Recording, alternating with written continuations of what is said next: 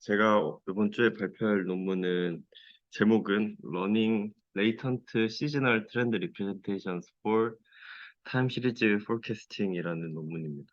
제목에서 알 수 있듯이 시계열 예측을 위한 그 시즈널 트렌드 표현을 학습하는 연구입니다. 비디오그래피를 살펴보면은 그 2022년 닙스 학회에 나왔고요. P인역스는 9회 정도 되는 것 같습니다. 이제 이 논문이 나오게 된 배경을 한번 살펴보면은 시계열 데이터는 이렇게 여러 가지 흔히 말하는 게 여러 가지 시간적인 패턴에 대한 정보들이 담겨져 있다라고 이야기합니다. 예를 들면은 시즈널리티, 트렌드, 스테이셔너리티 등 이 시간적 흐름에 대한 정보들을 가지고 있는데 이 표현의 시계열 데이터를 모델링할 때 그렇게 학습되는 표현에 어떤 명시적인 제약 조건을 주지 않으면은 이런 다양한 패턴을 학습하는 것은 어렵다고 합니다.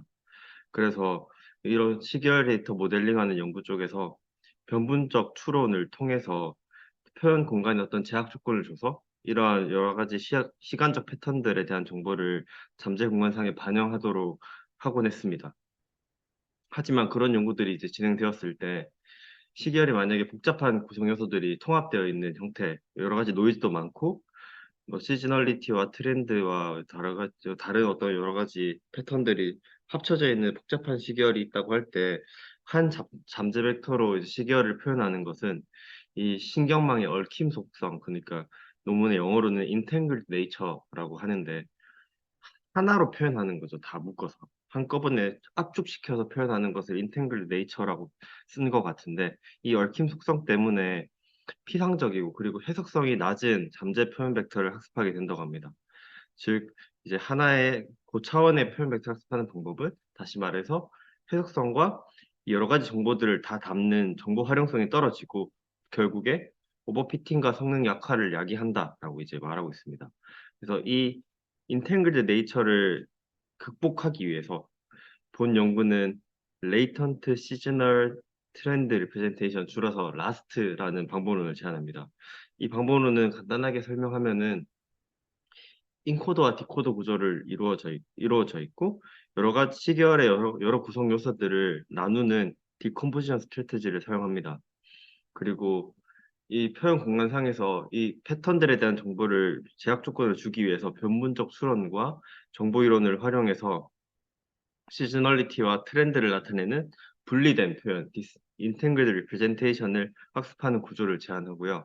그리고 상호 정보량 정교항을 도입해서 이 분리된 표현을 학습하도록 하였고, 이 상호 정보량 이 자체가 원래는 일반적으로는 추적하기 어려운데 추적 가능한 상한, 하한을 정의해서 최적화가 가능하도록 했습니다. 네, 여기까지가 이제 이 논문이 나오게 된 배경이라고 보면 될 것 같고요. 그래서 관련 연구들을 살펴볼 게 좀 많은데 이 관련 연구들을 살펴볼 때 이제 두 가지 맥락에서 볼 수 있는데 첫 번째는 이 시계열 잠재 표현에 여러 가지 정보를 주고 유연하게 만들기 위해서 일반적으로 베리에이셔널 메소드, 그러니까 변문적 추론 방법론들, 그리고 그에 이제 연관되어 있는 노멀라이징 플로우 그리고 대조학습 등을 활용해서 이 표현 공간에 어떤 제약 조건을 주었습니다. 그리고 두 번째로는 이 타임 시리즈 디컴포지션에 대한 관련 연구들인데요. 시계열 분해, 한국말로 하면은 시계열 분해는 사실 전통적으로 복잡한 시계열을 여러 구성 요소로 분해해서 해석성과 시간적인 변화 정보를 학습하고자 하는 어떤 전통적인 접근법 중에 하나입니다. 뭐 차분도 있을 수 있고요. 스무딩도 있을 수 있고 이런 식의 여러 가지 시계열의 정보들을 보고자 하는 접근법들을 다 시계열 분해라고 볼 수 있을 것 같습니다. 신경망 기반 연구들에서도 이 시계열 분해 접근법을 활용해 왔습니다. 대표적으로 여기 두 가지 정도의 연구가 있는데 첫 번째로 볼 연구는 코스트라는 이제 연구입니다. 코스트는 이제 예전 랩 미팅 때 이진이가 발표했었는데요. 코스트는 시계열 대조학습 연구로 표현학습 연구로 어떤 시계열 표현을 트렌드 피처와 시즈널 피처로 나누어서 학습을 하게 되고 각각의 대조학습을 통해서 트렌드를 나타내는 표현, 시즈널리티를 나타내는 표현을 산출하고 이것을 통합하여 이제 이 시계열의 표현으로 쓰는 방법론입니다.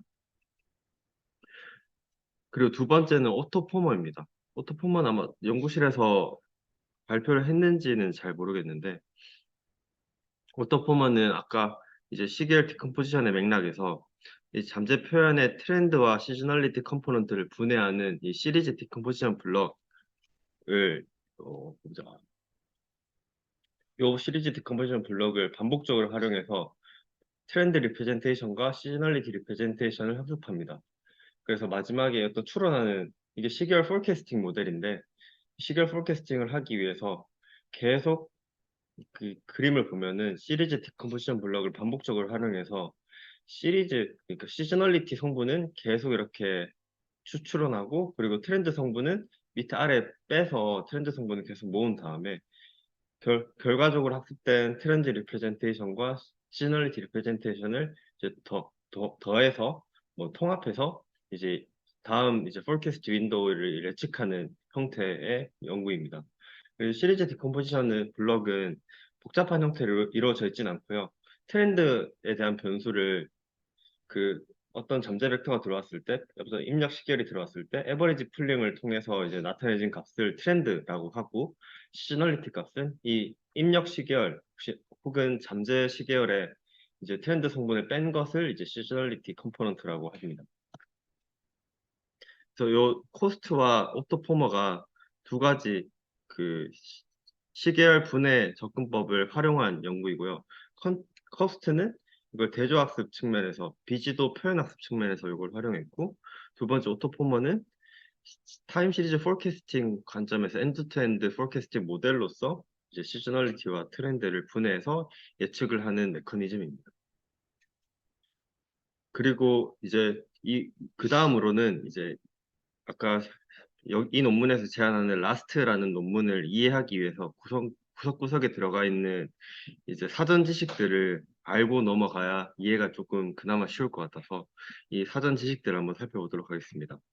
첫 번째는 Variational Autoencoder VAE입니다. 그 본 논문은 잠재 공간의 어떤 시즈널리티와 트렌드에 대한 정보를 학습하기 위한 규제 조건을 주기 위해서 베리에이셔널 인퍼런스의 방법을 사용합니다.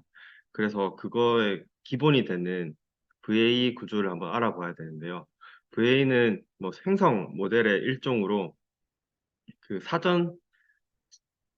잠재 공간의 사전 확률을 부여해 놓고 이 사전 확률에 따라가는 어떤 사후 확률 분포를 추론하면서 모델링하면서 이 잠재 공간 상에서 이제 더 인풋 데이터에 가까운 그 데이터를 생성하는 연구입니다. 그래서 인코더와 디코더 구조를 활용하고 아까 말씀드린 것처럼 잠재 공간의 프라이어를 정의하고 이 사전 확률을 따르는 사후 확률 분포 혹은 잠재 공간을 모델링합니다. 그래서 이 VA의 본 목적 함수는 이 로그 라이클리후드를 맥시마이즈 하는 건데요. 근데 이 로그 라이클리후드를 맥시마이즈 하는 과정에서 우리는 그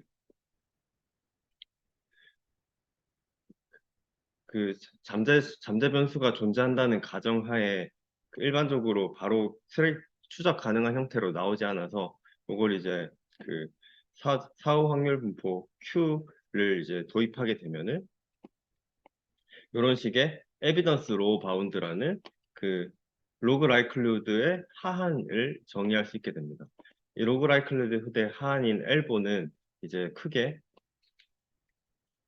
리컨스트럭션 텀과 이제 레귤라이제이션 텀으로 이루어져 있습니다. 살펴보면은 그래서 이 로그 라이클리후드를 맥시마이즈 하는 것은 결국에 엘보를 맥시마이즈 하게 되는 것과 뭐 이제 일치하다라고 말할 수 없지만 이제 그런 엘보를 맥시마이즈 하게 되면은 로그 라이클리후드를 맥시마이즈 하는 것과 같게 된다라는 이제 결과를 얻게 되고요.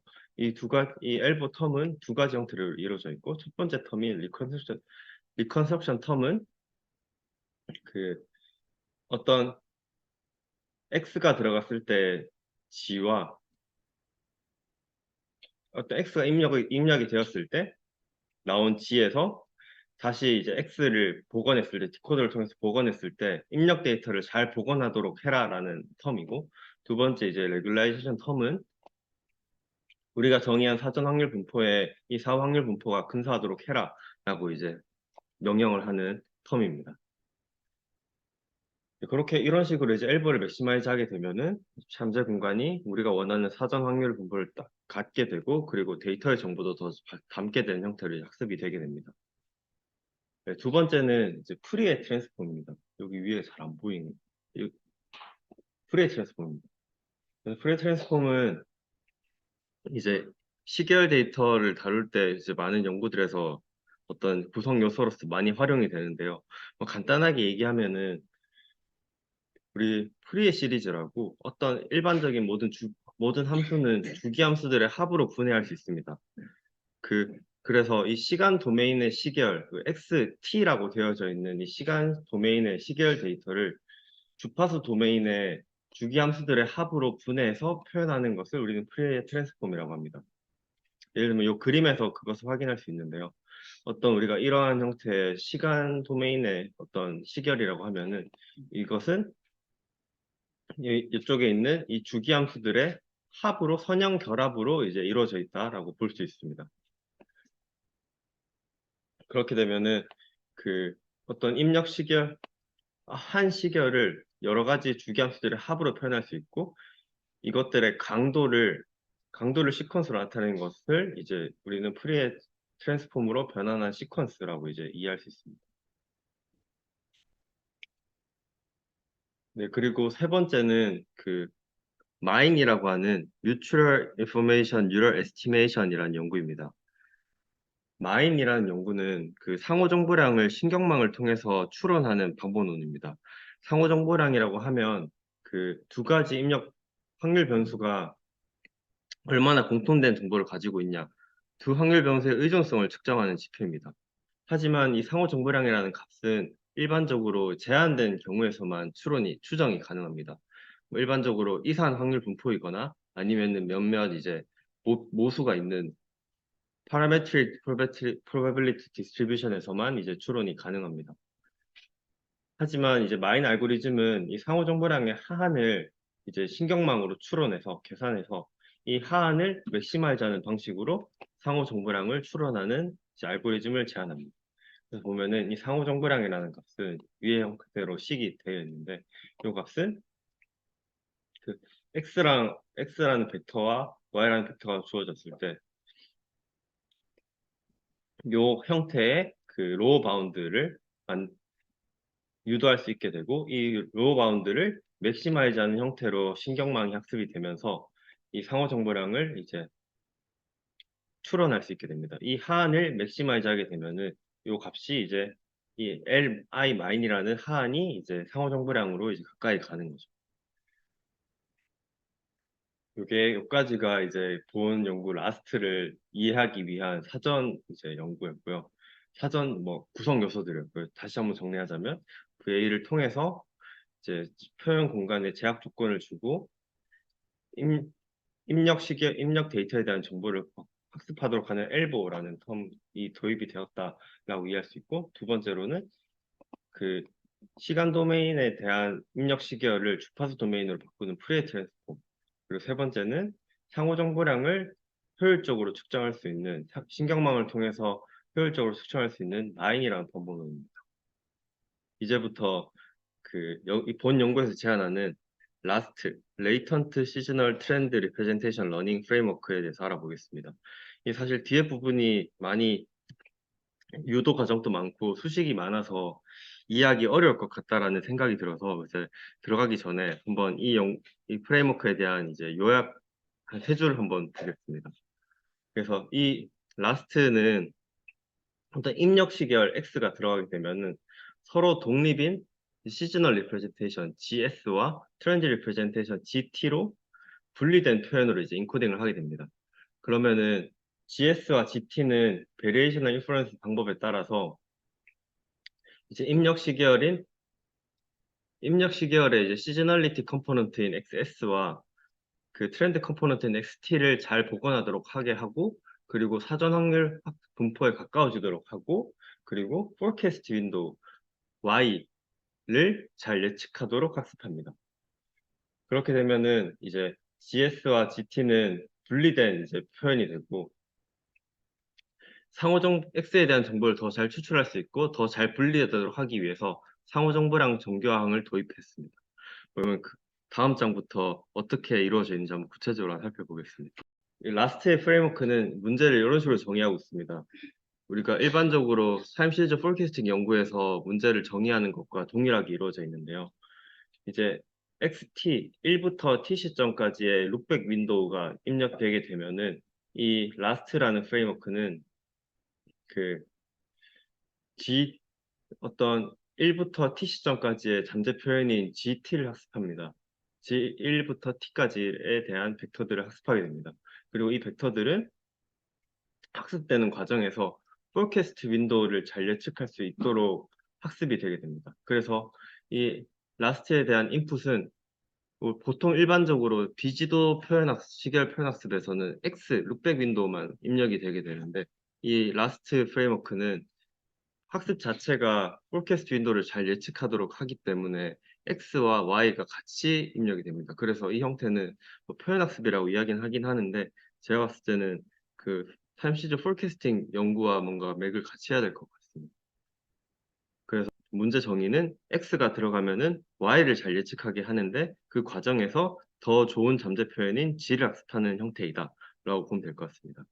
그래서 라스트는 아까 말씀드린 것처럼 X가 들어갔을 때 Y를 잘 예측하는 형태입니다. 그래서 P, X, Y 그 가능도를 맥시마이즈 하는 것을 목적으로 하고 있습니다.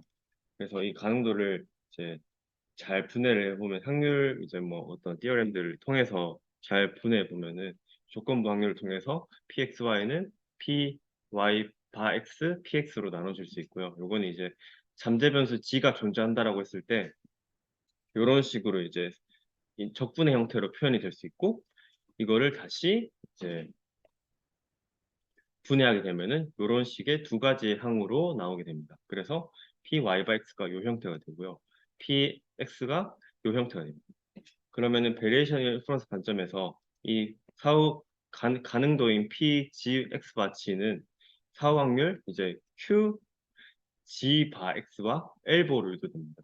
그러니까 이걸 로그를 씌우게 되면은 이제 로그 같은 경우에 곱해진 형태는 분리하게 되고 더하기로 분리하게 되고 로그 P, 로그 가능도는 로그 요거 더하기 로그 이거인데 이거는 PX는 이제 그 아까 앞에 봤던 V의 엘보로서 그, 그 Q 사후 확률 Q G 바 X에 대한 로그 P X 바 G 그리고 마이너스 K 다이버전스 형태 엘보의 형태로 이제 유도되게 됩니다. 그러니까 X가 PXY에 대한 가능도는 이 형태의 엘보로 이제 하한을 갖게 됩니다. 이 형태는 이제 앞에서 봤던 그 VA의 그 엘보 유도 과정과 동일하게 되고요. 가능도를 맥시마이즈 하는 것은 이 엘보를 맥시마이즈 하는 형태가 되면 된다라고 이제 우리는 이해할 수 있습니다.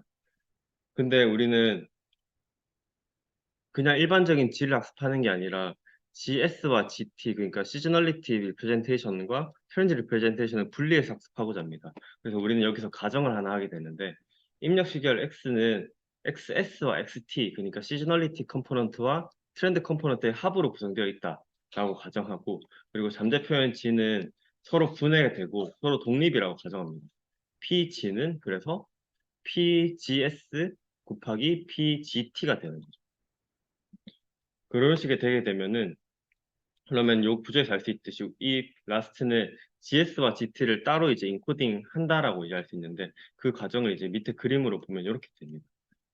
요 그림을 이제 보게 되면은 어떤 입력 데이터 X가 들어가게 되면은 시즈널 인코더와 트렌드 인코더를 통해서 시즈널 리프레젠테이션, 트렌드 리프레젠테이션이 GT를 학습하게 되고요. 이 VA 구조에 따라서 디코더를 통해서 이제 X의 시즈널리티 컴포넌트 XS와 X의 트렌드 컴포넌트 XT를 이제 복원하게 됩니다. 그리고 이제 추후에 이제 요 G는 이제 Y를 잘 예측하도록 이제 학습도 되게 되는데요. 이런 식의 X는 XS 더하기 XT이고 PG는 PGS 곱하기 PGT라는 어떤 가정을 보여주기 위해서 이런 식의 시즈널리티와 트렌드가 분리된 어떤 인코더, 디코더 구조를 이제 활용하고 있습니다. 그러니까 여기 엘보는 이 GS와 GT로 표현된 게 아니라 하나의 통합된 G로 표현이 되어 있는데요. 근데 PG는 PGS 곱하기 PGT니까 이것을 활용해서 이 GS와 GT 그리고 XS와 ST로 이제 표현할 수 있습니다. 그래서 다시 말하면 엘보는 이제 이 두 가지 이제 식으로 인해서 아래와 같이 분해됩니다. 그래서 아까 그 엘보는 이런 식의 식이었는데 X가 SS 더하기 XT고 PG가 서로 GS와 GT의 독립된 사건으로 이루어져 있기 때문에 분해하게 되면은 사실 항이 복잡해 보이는데 G가 GS, GT가 되었고요. 그래서 PGS, GT가 되어 있는 확률 부분에 G가 들어가 있는 부분을 이제 GS와 GT로 나눌 수 있게 된 겁니다.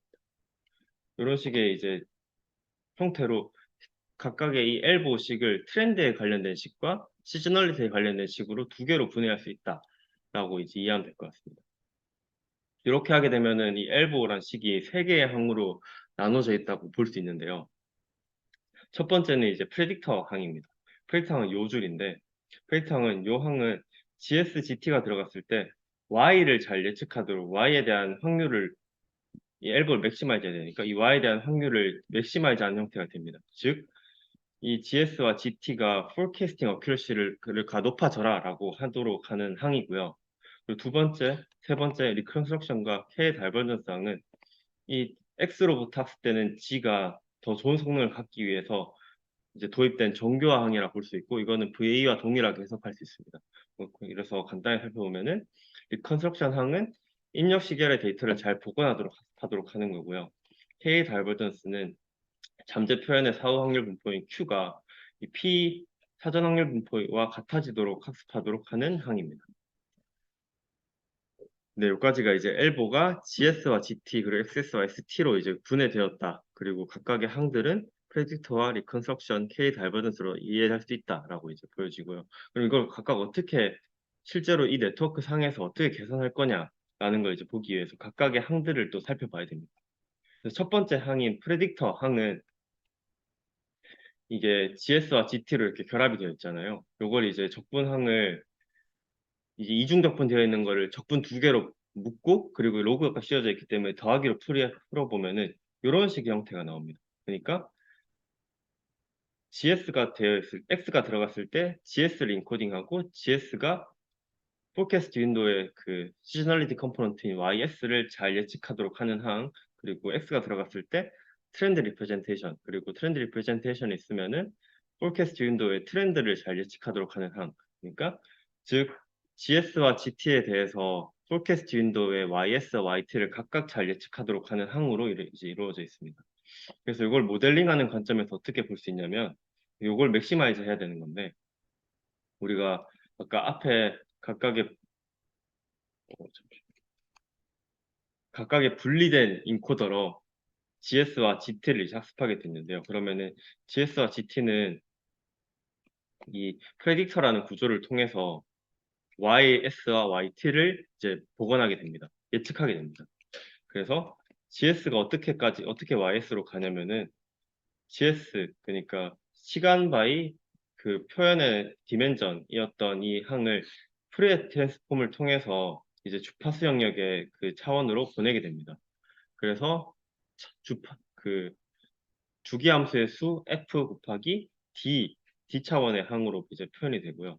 근데 요거를 우리가 입력 예측 시결 이제 윈도우 사이즈를 타우라고 했을 때 타우 개수만큼 이제 줄이게 됩니다. 그래서 GS가 들어가게 되면은 프레 트랜스폼을 통해서 주파수 도메인 영역의 표현으로 바꾸게 되고 그리고 인버스 프레 트랜스폼을 통해서 다시 이제 시간 도메인으로 바꾸게 되는데 이 시간 도메인을 바꿀 때 룩백 윈도우의 길이에서 포캐스트 윈도우의 길이로 줄이게 됩니다. 그래서 이런 식의 이제 시즈널리티 컴포넌트를 통해서 시즈널리티 컴포넌트 계산을 위한 이제 표현으로 바꾸는 과정이 여기에 진행되었고요. 그리고 두 번째로는 트렌드 리프레젠테이션이 GT가 있으면은 트렌드 리프레젠테이션 같은 경우에는 fully connected 레이어를 두 개를 하나를 씌워서 이제 트렌드 포캐스팅을 위한 리프레젠테이션 G 바 T를 이제 학습하게 되고요. 그리고 이렇게 학습된 두 개의 표현 G 바 S와 GTS, G 바 T를 이제 마지막으로 이제 fully connected 레이어를 두 개 씌워서 이제 YS와 YT를 각각 모델링하게 되고 우리가 예측하게 되는 Y는 YS와 YT의 합으로 이제 모델링하게 됩니다. 그리고 두 번째 K 다이버전스항은 이제 어떤 의미냐면은 이 X가 들어갔을 때 X에 대한 시즈널리티 리프레젠테이션과 X에 대한 트렌드 리프레젠테이션이 있을 때 이게 우리가 사전에 정의한 사전 확률 분포 GS에 대한 사전 확률 분포, GT에 대한 사전 확률 분포로 가까이 가도록 하는 이제 정교화 항입니다. 이건 이제 몬테칼로 샘플링을 통해서 뭐 쉽게 추론이 가능하고요. 그러니까 그냥 배치 데이터를 통해서 충분히 이제 추론이 쉽게 가능한 형태이고 일반적으로 이제 PGS와 PGT는 우리가 VA 구조에서 표준 정규 분포를 활용했던 것처럼 일반적으로 뭐 다른 걸 쓸 수 있지만 본 연구에서는 정규 분포로 정의하고 있습니다. 그래서 이 항은 문제가 아니고요. 이제 리컨스트럭션 항이 이제 문제가 됩니다. 왜 문제가 되냐고 하면은 사실 우리는 X는 알고 있지만 여기에서 X는 알고 있지만 이 X가 들어갔을 때 실제로 진짜 트렌드 정보가 뭐고 시즈널리티 정보가 뭔지 우리는 알 수 없습니다. 그러니까 우리 X는 알지만 XS는 모르고 XT는 모르는 거죠. 두 개 더해진 값은 알지만. 근데 본식을 살펴보게 되면은 이 X가 들어갔을 때 GS가 나오게 되고 이 GS를 받아서 XS를 잘 복원해라 라고 이제 항이 이루어져 있고 하나는 X가 들어갔을 때 GT를 만들어내고 GT가 입력받았을 때 이 디코더는 XT를 잘 복원해라 라고 되어 있습니다. 근데 이걸 잘 복원하기 이제 최적화하기 위해서는 XT와 XS를 알아야 되는데 실제 우리는 XS와 XT를 알 수 없기 때문에 이 컨셉션항은 바로 계산이 될 수 없습니다. 그래서 근데 이제 또 뭐 이제 본 논문에 생각했을 때 이거 두 개를 합하게 되면은 이 형태 S 더하기 XT가 X이기 때문에 하나의 항으로 합쳐지면서 이 XS와 XT가 없어지는 X로 이 변환이 되게 되거든요. 근데 이렇게 되면은 측정할 수 있긴 합니다. 우리는 X를 알기 때문에. 근데 이렇게 되면은 문제점이 GS와 GT가 각각 XS와 ST를 복원하도록 학습이 되는 게 아니라 그냥 전체 합인 X를 학습하도록 이제 학습이 되기 때문에 혼돈이 발생한다고 합니다. 예를 들면은 우리가 5라는 값이 있으면은 이 값은 1 더하기 4로만 실제로 이루어져 있는데 두 개를 합한 걸 모델링하게 되면은 2 더하기 3이 될 수도 있고 2.5 더하기 2.5가 될 수도 있고 여러 가지 값이 나올 수 있게 되는데 우리는 이 명확한 1인가 4, 1과 4라는 걸 알고 싶어 하는 것이기 때문에 두 개를 합쳐서 모델링하는 것은 이제 혼돈을 만들게 된다라고 이야기하고 있습니다. 논문에서는 이제 모든 표현을 통해서 복잡한 시계열을 복원할 수 있다라고 이제 표현하고 있고요. 그래서 본 연구는 이제 어떤 또 가정을 넣어서 이 추론 불가능한 형태를 추론 가능한 형태로 바꾸게 됩니다. 그래서 theorem 2를 그 형태를 이제 제안하게 되는데요. 그래서 이 가능도 G가 들어갔을 때 X가 나오는 이 가능도가 정규 분포를 따르게 한다면은 실제 XS와 XT를 몰라도 우리는 이 리컨스트럭션 파트를 이제 최적화할 수 있는 형태의 식으로 변형할 수 있다라고 이제 정의하고 있습니다. 이제 디어렘 살펴보시면 가우시안 디스트리뷰션 어썸션 하에 리컨스트럭션 파트는 XS와 XST를 모르더라도 이 형태의 식으로 나타내줄 수 있다라고 이야기합니다. 이 형태의 식은 또 뭐냐 또 살펴봐야 되는데 이 형태의 식도 여기서 있는 A라는 것은 오토 코릴레이션을 의미합니다. X와 X의 시계열의 오토 코릴레이션 그러니까 오토 코릴레이션은 그 오토 코릴레이션 K라고 하면은 T와 T 플러스 K 간의 시점에 자기 상관관계를 오토 코릴레이션이라고 합니다. 그리고 두 번째 항은 코트라고 하는 템포럴 코릴레이션 코에피션트가 있는데요. 이 항은 X와 어떤 T라고 하는 X랑 Y가 주어지게 된다면은 이 템포럴 코릴레이션 코에피션트는 1차 차분의 시계열의 그 코사인 유사도로 이루어져 있습니다. 그리고 세 번째 항은 추론된 XT와 추론된 XX의 합과 X의 이제 합의 X의 차를 이제 제곱한 형태가 됩니다. 그래서 이 각각의 항들을 살펴보면 어떤 의미를 갖게 되냐면 이 첫 번째 항은 X 시계열의 오토콜레이션 시퀀스이고요. 그리고 두 번째 항은 XS 이 본 라스트라는 프레임워크가 추론한 시즈널리티 컴포넌트 X 햇 X 간의 시즈널리티 컴포넌트들에 대한 이제 오토콜레이션 시퀀스입니다. 그래서 이 두 시퀀스를 이걸 이제 리컨스트럭션 파트를 맥시마이즈 해야 되니까 이걸 미니마이즈 하는 형태인데 요것을 미니마이즈 하는 것은 이 두 개의 시퀀스의 거리가 작아지게 되는 것은 결국에 비슷한 주기적인 특성을 가진다라고 이해할 수 있습니다. 그러니까 x가 x x가 t 시점과 t 플러스 k 간의 시점의 상관관계와 이 시즈널리티 컴포넌트가 t 시점과 t 플러스 k 시점의 상관관계가 유사하다라는 의미니까 이걸 조금 더 좀 깊게 생각해 보면은 비슷한 주기적인 특성을 갖는다. 결국에 시즈널리티가 비슷하다라고 이제 이해할 수 있습니다. 그리고 두 번째는 그 코트 파트는 이게 해석해 보면은 입력 시계열들의 1차 차분의 코사인 유사도로 정의되게 됩니다. 1차 차분이라고 하면은 결국에 일반적으로 그래프를 살펴보게 되면은 기울기를 나타내게 되는데 즉 요 값이 1차 차분이 비슷하다는 말은 두 시계열이 비슷한 어떤 상승 혹은 하강 패턴을 가진다라고 이해할 수 있고 이거는 이제 비슷한 트렌드를 갖는다라고 이해할 수 있습니다. 그리고 3번은 두 가지의 합이 이제 X가 되어야 된다. 그러니까 즉 추론한 시즈널리티 컴포넌트와 트렌드 컴포넌트의 합이 이제 X가 되도록 해야 된다라고 이제 분해할 수 있습니다. 즉 이제 마지막으로 정리하자면 이 리컨스트럭션 로스 파트는 XS 실제 정답인 XS와 XT를 모르더라도 추론할 수 있는 이 형태로 나타내게 되고 이 형태를 이제 뜯어보게 되면은 한 형태는 비슷한 주기적 시즈널리티 패턴을 갖도록 학습하기 유도하는 거고 두 번째 항은 비슷한 주기 트렌드 패턴을 갖도록 하는 항이고 세 번째는 두 가지의 합이 입력 시결과 같아지도록 하는 항입니다. 네. 이런 식으로 이제 아까 앞에 문제에서 XS, XT를 알 수 없다는 문제를 이런 식의 가우시안 분포에 대한 가능도 가정이 있으면은 이런 식의 XS와 XT를 모르더라도 추론할 수 있는 형태로 이제 변형할 수 있다라고 이제 이야기하고 있습니다. 여기까지가 이제 이 X 프레딕터와 리컨스트럭션과 K 다이버전스 항으로 이루어져 있다라는 걸 이제 봤고요. 그래서 마지막으로 정리하면은 이 두 가지 항은 VA에서 나눠진 것, VA에서 엘보에서 나온 항이 그냥 GS와 GT로 나눠진 것뿐에 불과한데 그 라스트는 그 이후로 그 GS와 GT를 가지고 Y를 잘 예측하게 하는 태스크도 수행했다라고 볼 수 있습니다. 그래서 보면은 요거는 이게 VA 하나이고 그래서 이렇게 VA 목적함들을 통해서 학습을 했고 그와 동시에 GS와 GT를 가지고 와서 폴캐스트 윈도를 잘 예측하도록 또 학습을 했다라고 이제 이해하면 될 것 같습니다. 간단하게는. 네, 그렇게 되고요. 뭐 아직 사실 안 끝났습니다. 근데 이렇게 하면 또 문제가 없을 것 같은데 문제가 또 있다고 합니다. 뭐 간단하게 살펴보면 크게 중요한 건 아니니까 이게 엘보를 이제 맥시마이즈하는 과정에서 우리는 이제 K 다이버전스항을 통해서 사전 확률적으로 사후 확률이 근사되도록 하는데요. 이렇게 하게 되면은 모델의 어떤 그 파라미터가 충분하지 않거나 데이터가 적을 때 그 사전 확률에는 가깝게 해서 이 사확률이 이 K 다이버전스항을 이제 미니마이즈하는 형태가 되지만 실제로 Y를 잘 예측하지 못하도록 할 수 있다고 합니다.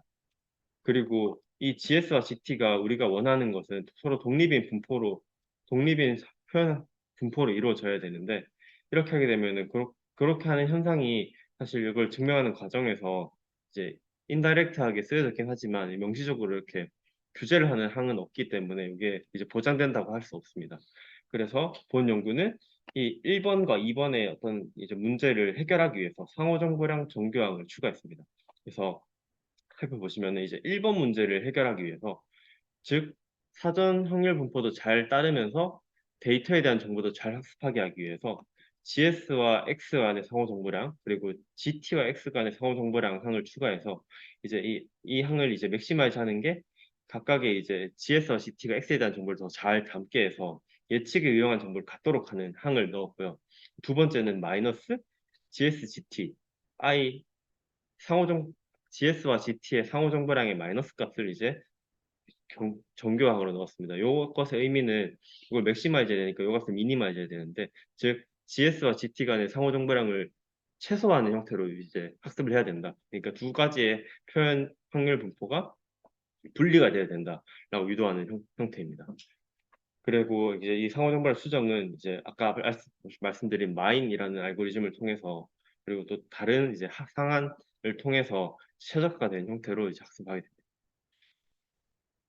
여기까지가 이제 라스트의 설명이었고요. 많이 길었죠. 근데 이제 학습하는 과정을 살펴보게 되면은 한번 이제 마지막으로 정리하고 넘어갈 수 있을 것 같습니다. 살펴보게 되면은 이 라스트는 일반적인 비지도 학습과 다르게 X와 함께 이제 forecast 윈도우인 Y도 들어가게 되고요.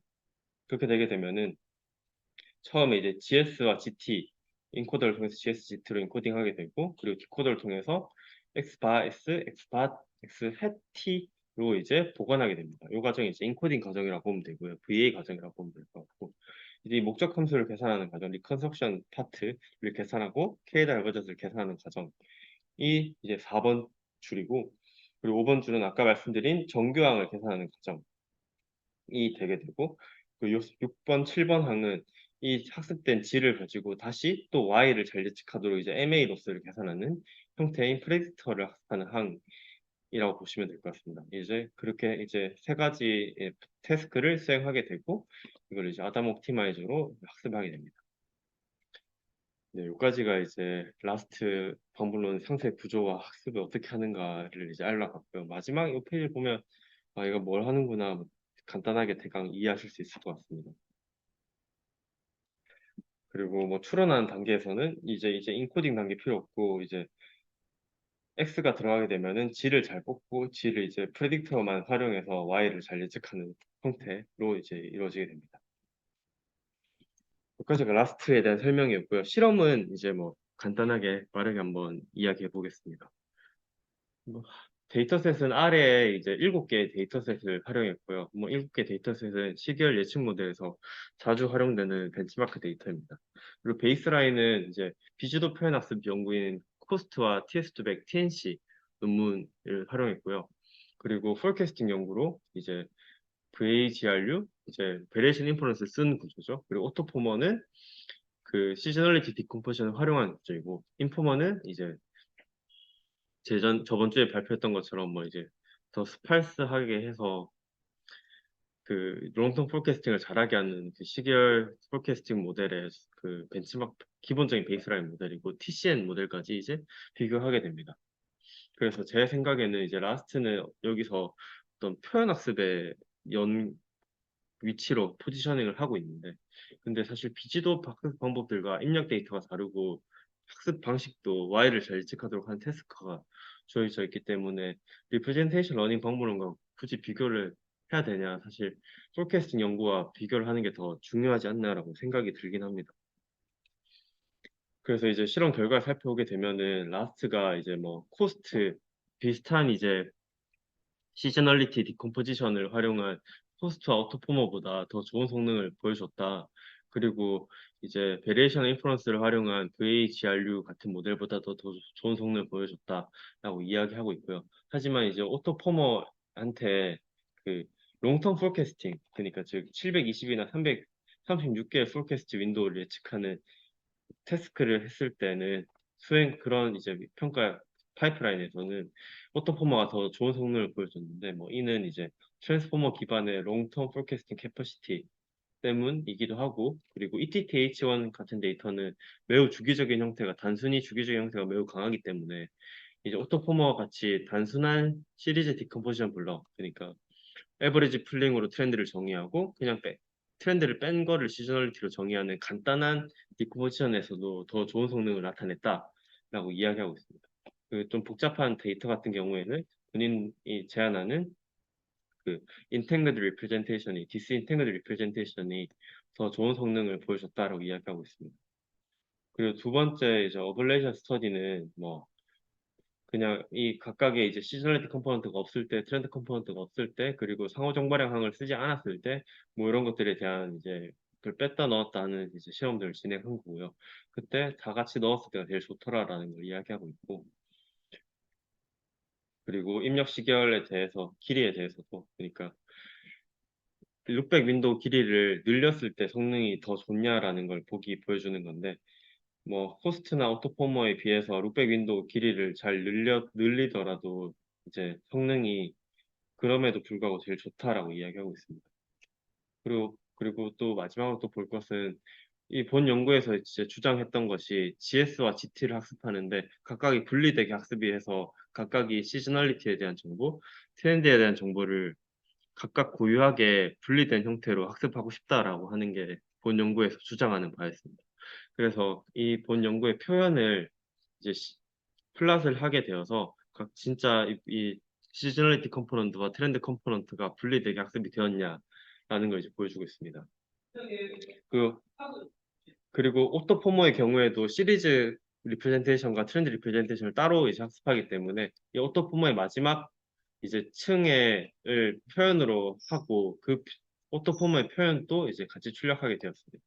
그 결과 이제 라스트의 경우에는 이 트렌드, 시즈널리티와 트렌드가 잘 분리된 형태로 표현이 학습된 반면에 오토포머는 시즈널리티와 트렌드를 이렇게 각각 구분하면서 이제 예측을 한 형태로 학습을 했지만 이게 분리된 형태로 학습이 되지 않았다라고 이제 이야기하고 있습니다.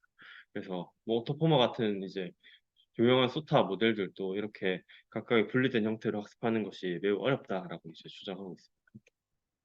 그리고 마지막은 이제 실제로 이렇게 예측했을 때 시즈널리티 컴포넌트와 트렌드 컴포넌트가 어떻게 구성되어 학습이 예측이 되냐 그런 걸 이제 보여주고 있습니다. 이제 레드 라인이 빨간색 줄이 이제 시즈널리티 컴포넌트이고 T가 트렌드 컴포넌트인데 본 연구는 이제 YS와 YT를 분리해서 이제 예측하기 때문에 본 이제 컴포넌트들을 따로 플랫할 수 있게 되고 이런 식으로 뭐 트렌드 컴포넌트와 시즈널리티 컴포넌트를 잘 이제 시각할 수 있더라라고 이제 보여주고 있습니다. 네, 여기까지가 이제 라스트의 이제 연구였습니다. 감사합니다.